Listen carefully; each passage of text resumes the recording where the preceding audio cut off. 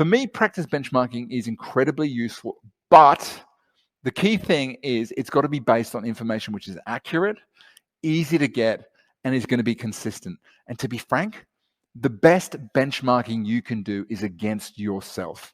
Now, the tool I mentioned, which you can access at practicerating.com.au, it's a tool which takes you through quickly, and it asks you a series of questions relating to each of the 9 areas across our program.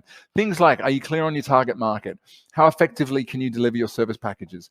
How did you create your pricing model? How comfortable are you confident that you can deliver that pricing? Do you have a first 90 days experience that engages clients and informs them?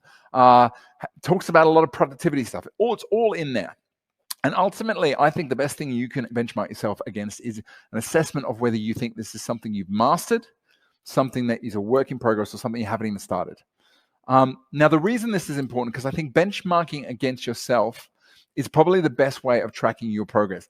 I recently just went to Zone Carnival with my daughter Hermione, where she ran in the 100 meters. Now, the most important thing for me, as we spoke about there, it was like, don't worry about the people around you. All you need to do is try and run the fastest race you can. And if you're doing well, you'll see your times go up. Same's true of you.